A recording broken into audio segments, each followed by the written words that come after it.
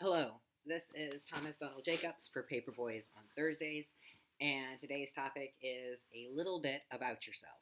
Um, I have not been posting much recently, and so I thought that I would talk about why that is. Um, and it's to do with my work. I am a teaching and research assistant at the University of Ghent's History Department. I have a 6 year contract, which I am now halfway through, and I do 50% teaching in theory. Sometimes it seems like more, and 50% research. And the research is intended to result in a doctoral dissertation. So I have spent basically since mid November sat at my desk writing because I had to produce a draft introduction to my dissertation. And then during January, making exams and then grading exams. So that's basically where I've been. I have gone nowhere and done none of the things for the most part. But my research, I wanted to talk a little bit about that because it seems complicated, but it's not really.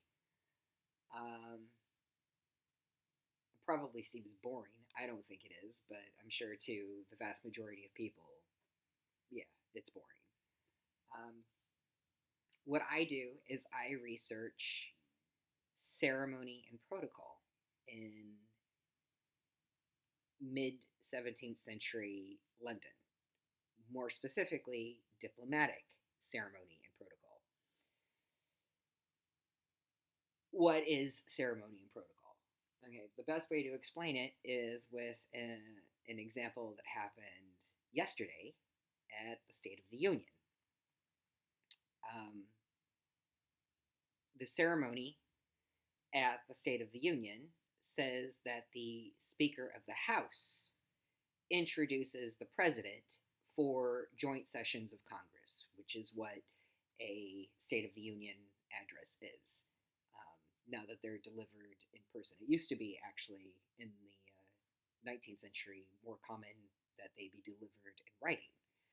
Now they're delivered in person, and House Speaker Pelosi only introduced the now impeached Trump as, quote, the President of the United States. She said, members of Congress, the President of the United States, and she let it go at that. Now, this is a clear break with ceremony and protocol for this event because generally, House speakers introduce the president by saying they, quote, have the high privilege and distinct honor of presenting to you the President of the United States. And Pelosi completely left off all of the honorific elements of that. And I don't blame her. But that is an example of ceremony and protocol. Now, if you don't think that that matters and that nobody cares about this, I suggest that you turn on any crazed right wing media channel that you care to think of and listen to the sounds of his supporters' heads exploding. Um, People do care about this kind of thing. The Brits, for example, cared hugely about the fact that when Trump paid his first visit to Queen Elizabeth II, they were going out onto the lawn to review the guards, and he stepped out in front of her and wandered down the lawn like some sort of deranged pigeon. Um, that's not normal, okay? Now, what I do is I look at those kinds of things, but for the mid 17th century in London. Why do I do that? Because the way that people handle protocol and ceremony in relation to the representatives of other governments says something about how they see the legitimacy of that government. And what I am looking at is the interregnum. And so the English Civil Wars and then the Protectorate under Oliver Cromwell. Did other governments, in the way in which they acted in terms of ceremony and protocol, appear to regard this as a legitimate government? The answer to which is still in the progress of being uncovered, but it appears to be, if they didn't have to, no. And also, for the side of the English government, how did they treat the representatives of other governments?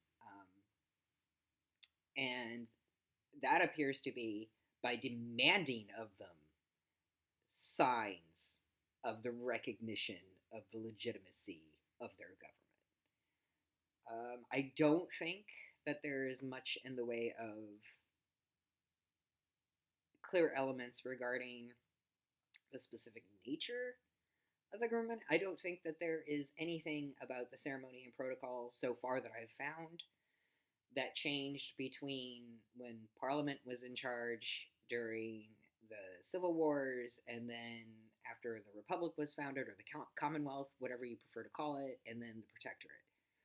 Some of the titling changes, obviously, but I don't think that any of the aspects of ceremony that changed reflect any kind of like underlying ideology about how they are trying to project themselves in the world as not being a monarchy. In fact, when Cromwell took charge, it seems to be the case that they were trying to adopt a fair amount, at least, of the type of ceremony and protocol that would be in operation had there actually been a king on the throne. But I don't think that that was entirely driven by Cromwell. So what I do also is I look at his Master of Ceremonies, his cousin, Oliver Fleming, to see what kind of influence he may have had on this. So, that's what I do. It's not the worst job I've ever had. I've had a lot of weird jobs. I don't know what I'm gonna do when I'm done.